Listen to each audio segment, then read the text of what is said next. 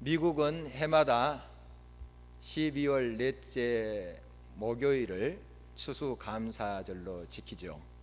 추수감사절 식탁에 반드시 오르는 요리가 있습니다.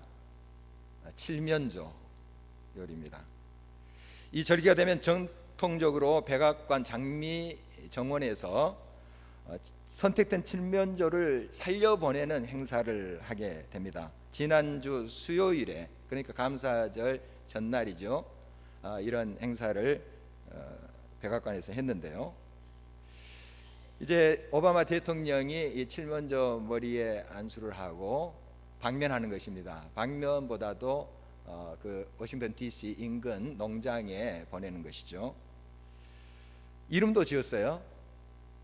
에이브, 또 한 마리는 어네스트, 정직이라는 뜻입니다. 에이브는 에이브람, 약자죠, 예칭이죠. 목숨을 건진 칠면조들에게 이것은 행운이라 할 수가 있겠습니다. 그러나 그것은 겉으로 드러난 모습뿐입니다.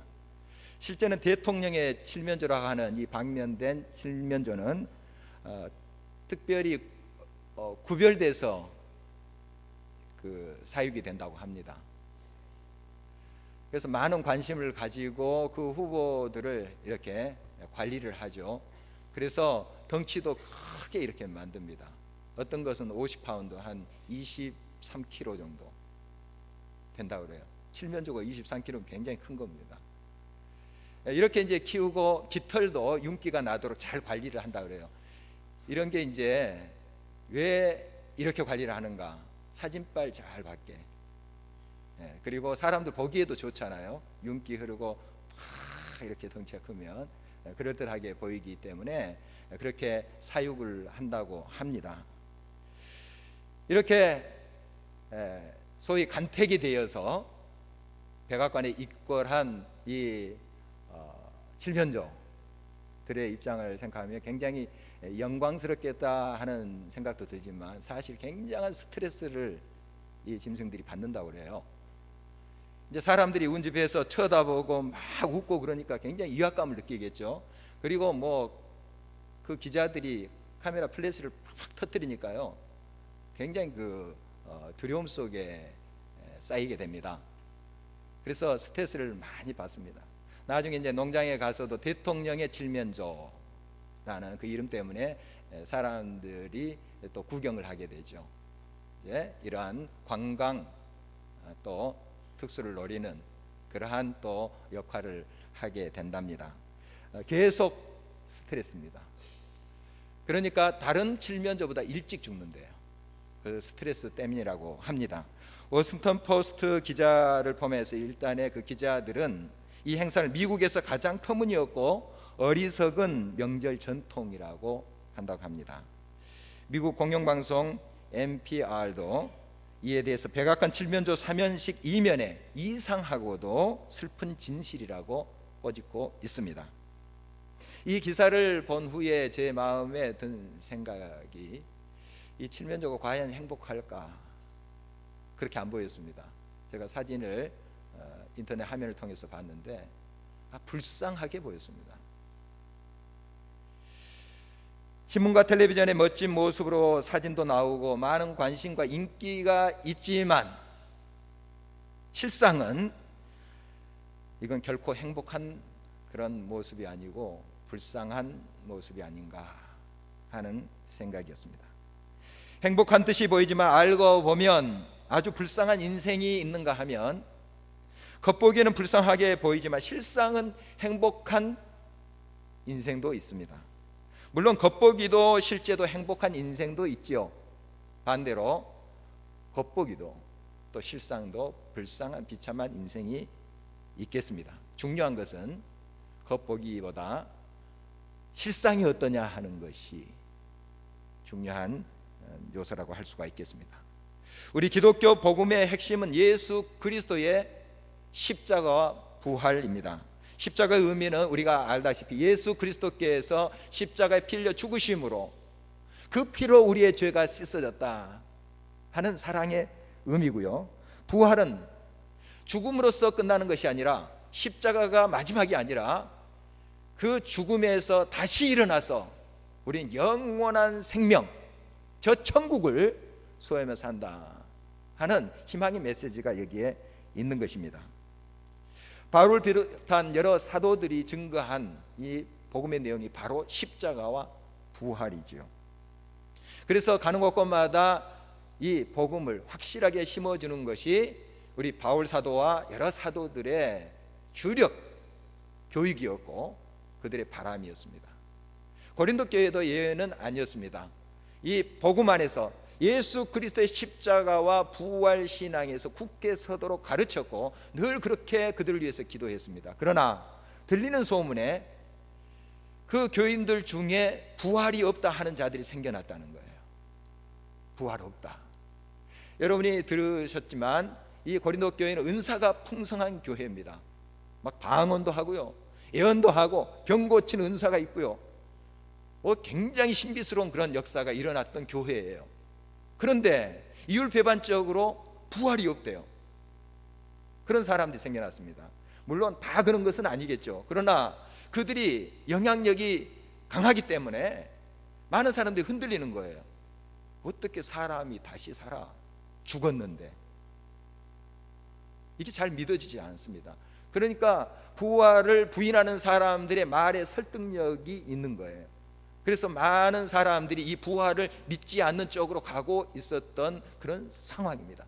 그래서 바울이 이렇게 12절에 이야기를 하고 있습니다. 그리스도께서 죽은 자 가운데서 다시 살아나셨다 전파되었거늘 너희 중에서 어떤 사람들은 어찌하여 죽은 자 가운데서 부활이 없다 하느냐. 너희 중에서, 즉 고린도 교회 성도 중에서 부활이 없다 하는 사람이 생겨난 겁니다. 그것도 좀 영향력 있는 사람들, 그런 사람들이 이런 소리를 하는 거죠.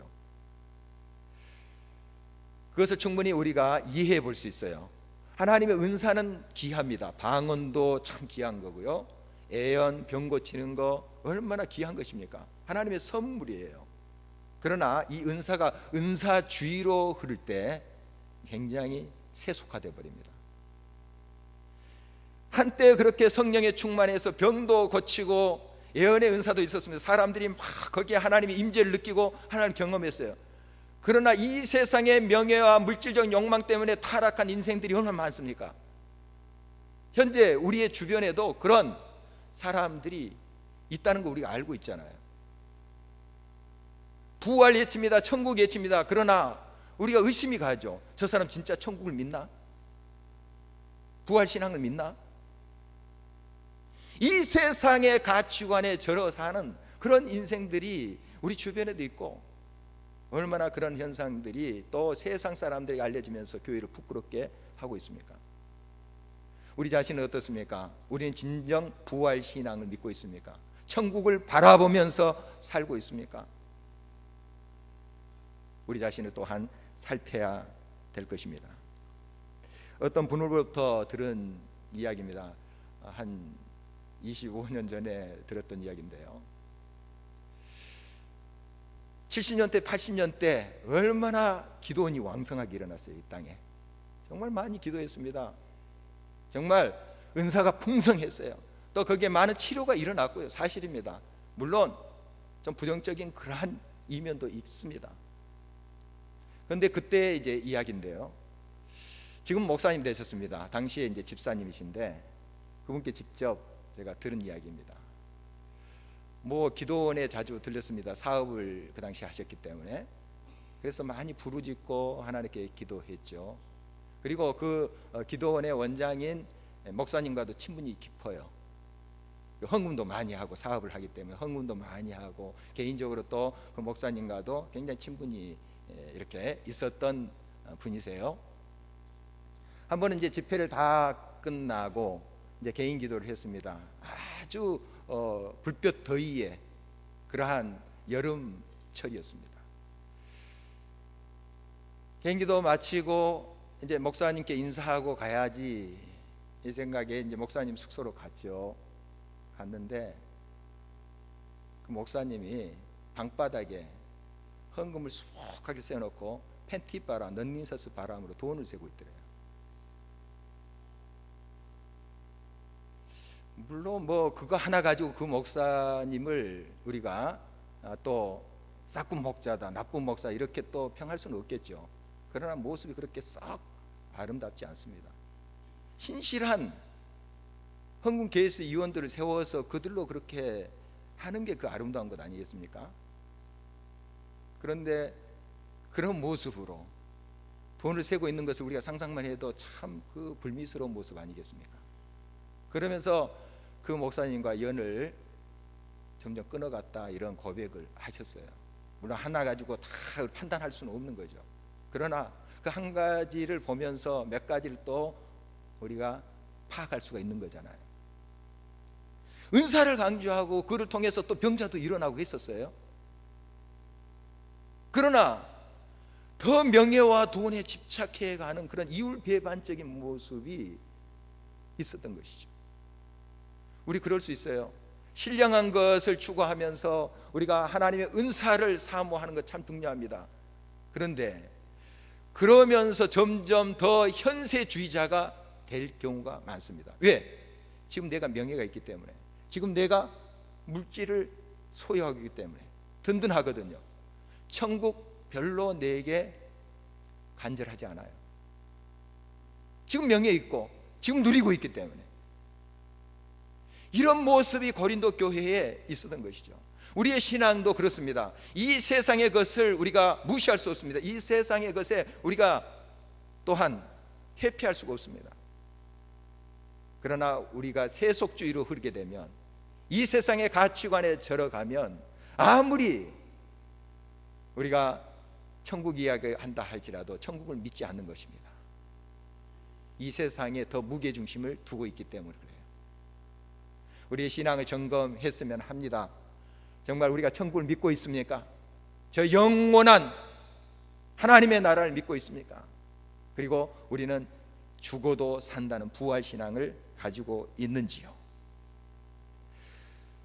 죽은 자의 부활을 부인하는 것은 예수 그리스도의 부활을 부인하는 것이다. 오늘 이렇게 바울 사도는 말씀 전하고 있습니다.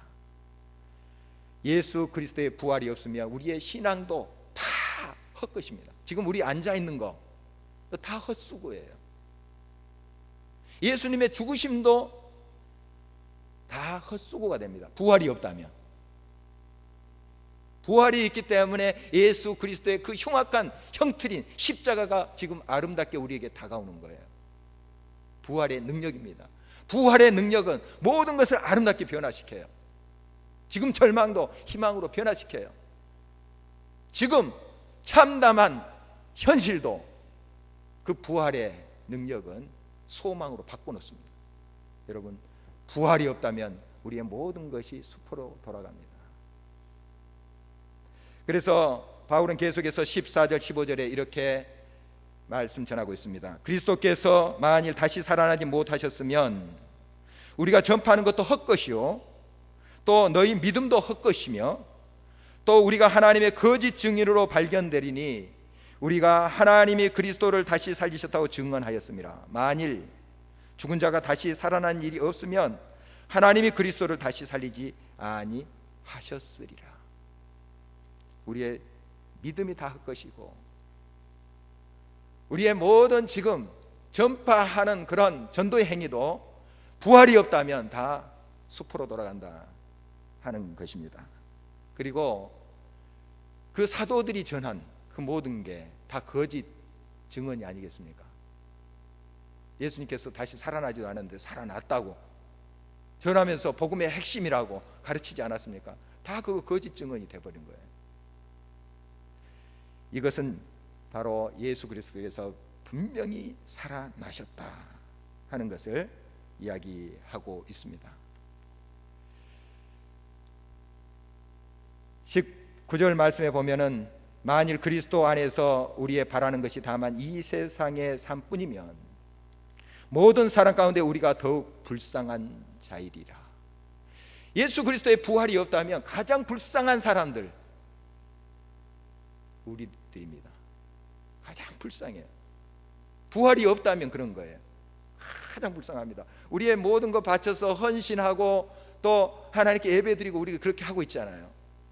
시간도 드리고 물질도 바치면서 하나님께 지금 우리가 나아가고 있는데 부활이 없어요.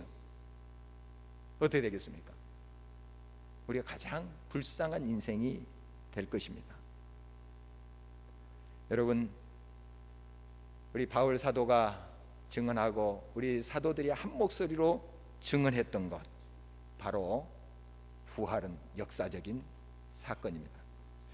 파스칼이 이런 말을 했습니다. 프랑스 철학자죠. 만일 예수의 제자들이 서로 의논해 가지고 예수의 부활을 거짓으로 조작해서 만들었다고 가정을 해보자. 가정입니다.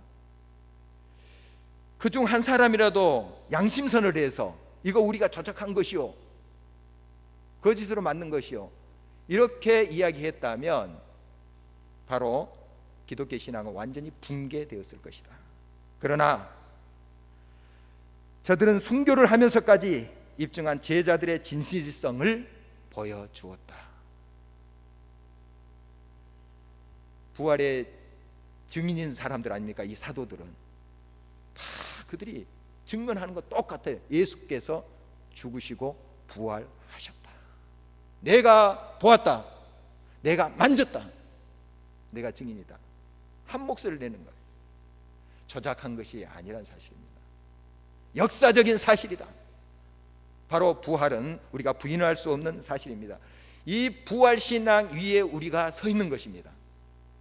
그래서 이 부활신앙이 흔들려서도 안 될 것이고 식어져 가서도 안 됩니다. 여기에 우리가 굳게 서야 되는 것입니다. 이 부활이었다면 먼저 잠자는 자들, 즉 돌아가신 분, 특히 순교자들, 그들도 헛것을 위해서 죽은 거예요. 부활이 없다면 다 그들의 죽음은 정말 가치가 없는 거예요.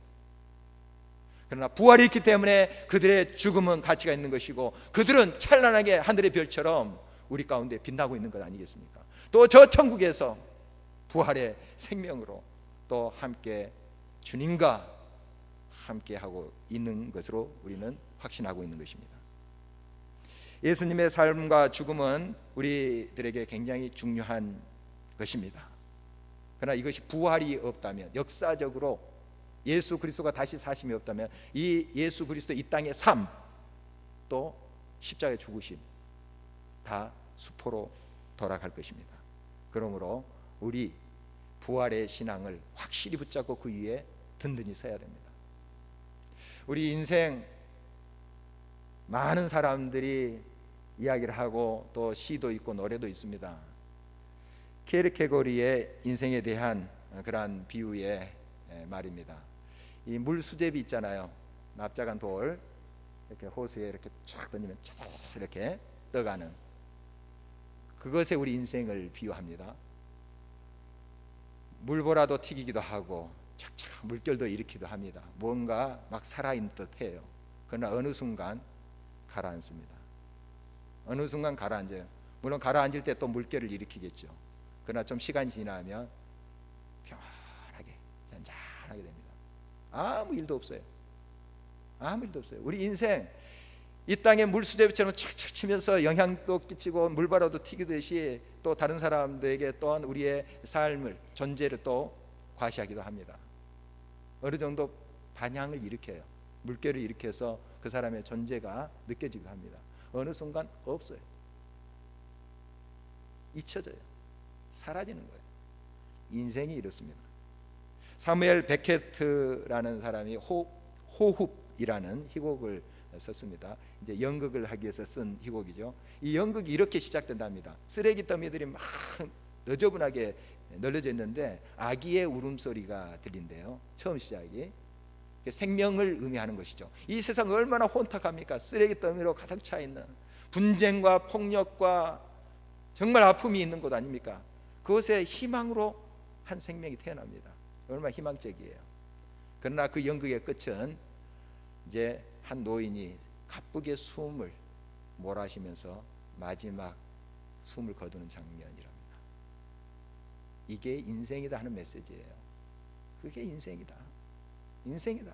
오고 가는 것이다.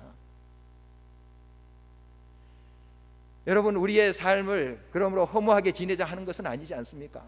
우리의 실체를 알고 이 죽음이 끝이 아님을, 이 인생이, 그 종착역이 죽음이 아니란 것을 우리가 믿어야 될 것입니다.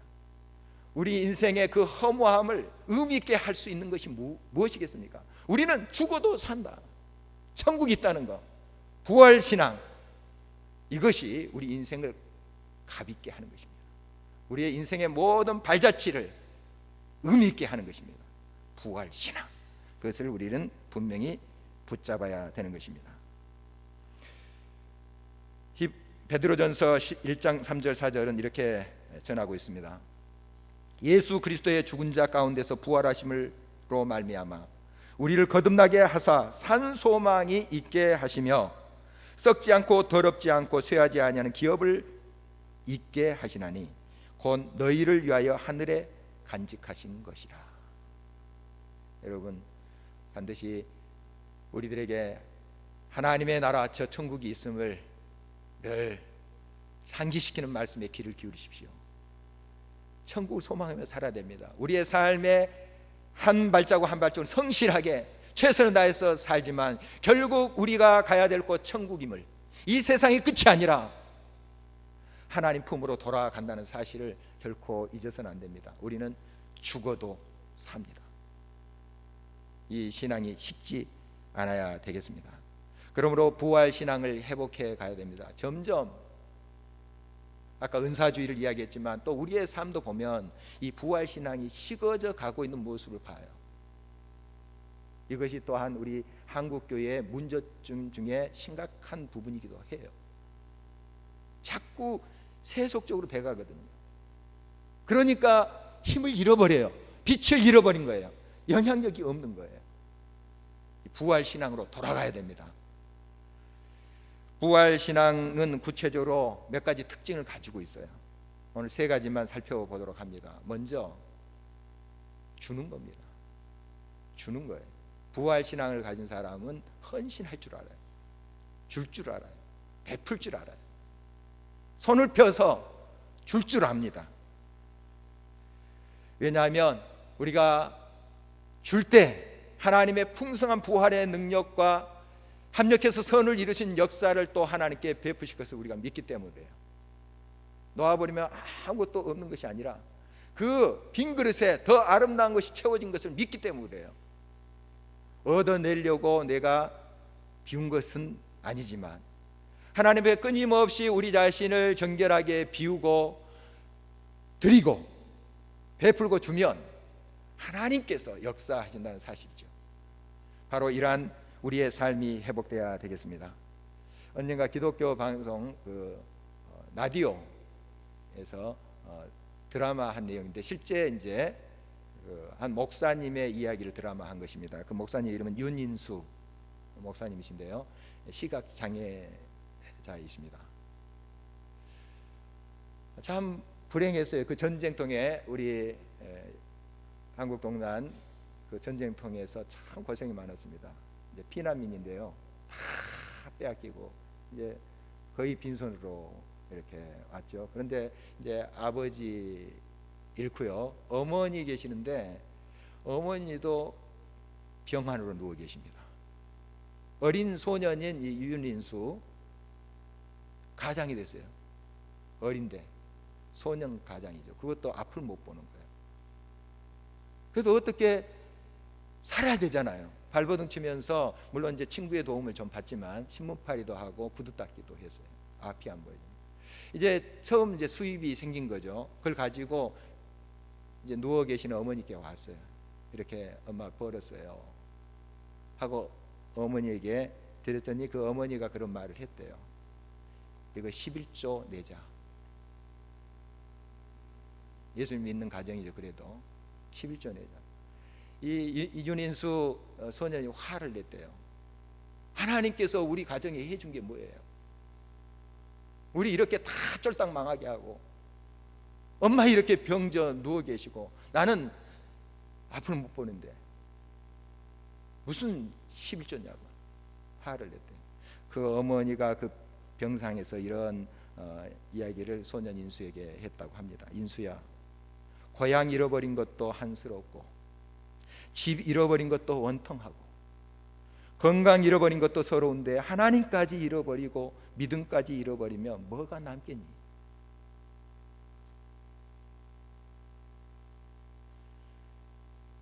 여러분, 여러분의 삶이 어떻든 여러분이 지금 가지고 있는 것 드리십시오. 드리십시오. 나는 드릴 게 없어. 이렇게 생각하시는 분, 여러분 시간 드릴 수 있어요. 여러분 달란트 드릴 수 있어요. 여러분이 가지고 있는 것을 드려보십시오. 헌신해 보십시오. 주님을 위해서, 몸된 교회를 위해서, 우리 이웃을 위해서 뭔가 줘보십시오. 하나님께서 그곳에 부활의 능력으로 함께 하심을 경험하게 됩니다. 두 번째로, 우리가 부활신앙의 구체적인 삶의 표징이 감사입니다. 부활신앙을 믿는 사람들은 모든 상황 속에서 감사가 나와요. 찬송이 나옵니다. 물론 힘들죠. 어려움이 있을 때, 도전이 있을 때 참 괴롭습니다. 그러나 그 이면을 알기 때문에요. 이 고난이 여기서 그치지 않고 부활의 능력이신 그 주님이 이것을 변하게 하셔서 아름답게 하시리라 하는 것을 믿기 때문에 그는 지금을 기뻐해요. 지금을 감사하는 것입니다. 우리 생애 최고의 순간이라는 영화가 있었죠. 우리나라 그 핸드볼 선수들, 여자 선수들을 그린 영화입니다. 실제 이야기를 좀 각색한 그런 영화인데 참 감명 깊게 저도 봤습니다.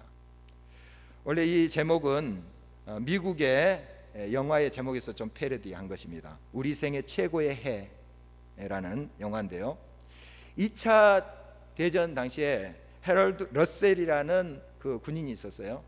전쟁에 폭탄이 터져서 두 팔을 잃게 됩니다. 불수가 되죠. 얼마나 절망스럽겠습니까? 그래서 내가 지금 가지고 있는 건 이 고기 덩어리 내 몸뿐이다. 막 절망스러웠습니다. 이래가지고 뭘 내가 할 수 있는가? 그때 예수님께서 그를 찾아오셨죠. 정말 부활의 능력으로 그 가운데 역사하셨어요. 다시 보게 됩니다. 아, 내가 잃은 것이 있지만 아직까지 내가 가지고 있는 게 많네. 발도 있고 말할 수 있고 볼 수 있고, 오히려 내가 잃은 것보다 내가 지금 주님께로부터 얻은 게 더 많네 하는 것을 발견해 가기 시작합니다. 그러면서 그의 마음이 바꿔져요.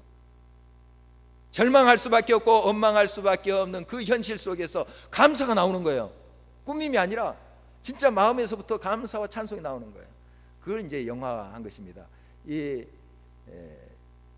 헤럴드 러셀이라는 사람이 이제 기본 그 시나리오를 썼고, 그걸 좀 더 다듬어서 시나리오를 썼고, 이분이 직접 출연했습니다. 주인공으로 직접, 배우가 아닌데 직접 그 영화에 출연해서 아카데미 주연상을 받게 됩니다. 얼마나 감동이 되었다 하는 거 우리가 알 수가 있겠죠. 그는 나중에 기자들이 묻습니다. 당신의 신체적인 조건이 당신을 절망하게 하지 않습니까? 뭐 당연한 그런 기자들의 질문이죠. 그는 이렇게 대답했다고 합니다. 아닙니다. 나의 육체적인 장애는 나에게 도리어 가장 큰 복이 되었습니다. 여러분은 언제나 잃어버린 것을 계산할 것이 아니라 남아있는 것을 생각하고 하나님께 감사하며 남은 것을 사용할 때 잃은 것의 10배를 보장받습니다. 그의 경험이에요. 확신이에요. 이게 부활신앙입니다. 이게 부활신앙이에요. 여러분의 삶이 처참합니까? 또 객관적으로 보더라도 불쌍한 그러한 처지입니까? 그 상황 속에서 하나님께서 여러분에게 주신 그 복을 세워보십시오. 잃은 것보다 여러분들이 하나님께로부터 얻은 것이 더 많아요. 많습니다. 그것에 감사하십시오. 찬양해 오십시오. 하나님께서 그 삶을 아름답게 하세요. 그 삶을 통해서 하나님의 영광을 드러내요. 헤로드 너스처럼 많은 사람들에게 하나님께 감사합니다 고백할 수 있는 삶이 되는 것이죠. 얼마나 영광스러운 삶입니까? 여러분, 이 부활신앙을 회복하시기를 바랍니다. 세 번째로, 부활신앙은 결국 사랑이 그 증거입니다. 사랑이에요. 부활신앙을 가진 사람의 특징, 사랑입니다. 빅토르 이고의 레미제라블이라는 소설 있죠. 영화화됐습니다. 또 2012년에는 이 뮤지컬로 찍은 걸 영화로 이렇게 한 것이 있었죠. 그걸 제가 좀 보았는데 그 영화도 참 감명 깊게 보았습니다. 이 레미제라블, 레미제라블, 영어로는 더 미저러블, 불쌍한 사람들, 비참한 사람들, 이런 뜻 아닙니까? 비참한 사람들. 진짜로 프랑스 그 혁명, 19세기 18세기 후반에 일어났던 프랑스 그 혁명의 그 와중, 얼마나 많은 사람들이 정말 많은 고난과 고통을 당했습니까? 정말 특히 없는 자들, 힘 없는 자들이 고난을 많이 당했습니다. 그렇게 발버둥쳐도 헤어날 수 없는 그러한 구조적인 그런 사회적인 틀이 정말 그 당시에 우리 인생을 참 비참하게 했죠. 그 사람들의 이야기죠. 정말 어떻게 보면은 참 불행한 사람들이다, 불쌍한 사람들이다, 이렇게 보는데, 사실 그들 사이에 그 영화를 보면은 사랑이 오가요. 그들 사이에 어떻게 보면은 짓밟힌 인생들인데 그들 사이에 인간미가 흘러요. 사랑이 오가요. 마음과 마음이 오가요. 겉으로는 비참하게 보이지만 실상 이들이 행복을 아는 사람들입니다. 사랑이 있기 때문에. 사랑이 있기 때문에. 자베르 경감도 등장하는데 이 사람 참 불행한 사람이에요. 끝까지 장발장을 이제 쫓아가면서 하는 그런 이제 악한 역할을 하는 사람 아닙니까? 참 이 사람은 높은 지위에, 경감까지 올라가는 정말 높은 지위에 있는 사람이지만 실상은 가장 불쌍한 사람이죠. 여러분, 우리가 겉으로는 불쌍하게 보인다 할지라도 진짜 실제로 행복한 사람 되기를 원합니다. 아니, 겉으로도 또한 실제적으로도 여러분 행복한 사람이 되기를 간절히 바랍니다. 이 레미제라블의 그 OST, 그 음악을 녹음해 놓은 그 자켓에 또 이런 평이 있다고 합니다. 물론 영어로 되어 있는데 이제 번역하면, 이 사실을 기억하세요. 누군가를 사랑한다는 것은 곧 하나님의 얼굴을 뵙는 일이란 것을요. 여러분, 사랑은 동사라는 말이 있습니다. 우리가 행동으로 그 사랑이 보이지 않는 한 그것은 진정한 사랑이 될 수가 없는 것이죠. 가장 가까운 사람에게 좀 손 벌리고 마음 열고 여러분 축복해 보십시오. 이 사랑을 우리 주님께서 원하고 계십니다. 대림절을 맞이하면서 다시 한번 이 부활의 신앙에 우리가 주목하게 됩니다. 주님이 원하시는 그 마음이 뭘까? 다시 한번 여러분의 마음을 열어서 이 부활의 신앙을 다시 한번 깊숙이 받아들이고, 여러분의 삶을 통해서 드리는 삶, 헌신하는 삶, 주는 삶, 어떤 상황 속에서도 감사와 찬양이 있는 삶, 나아가서 결국 사랑이 흐르는 삶, 이런 삶이 되므로 여러분의 삶을 통해서 부활의 생명이 온 이웃에 전파되기를 간절히 바라는 것입니다. 바울 사도는 이렇게 고린도후서 6장 9절에서 10절에서 고백하고 있습니다. 무명한 자 같으나 유명한 자요, 죽는 자 같으나 보라, 우리가 살아있고 징계를 받는 자 같으나 죽임을 당하지 아니하고, 근심하는 자 같으나 항상 기뻐하고, 가난한 자 같으나 많은 사람을 부요하게 하고, 아무것도 없는 자 같으나 모든 것을 가진 자로다.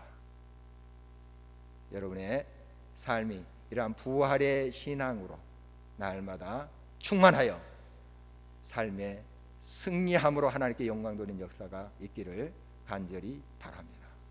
우리 함께 찬양하시겠습니다. 11월의 찬양 가사 주보에 있습니다.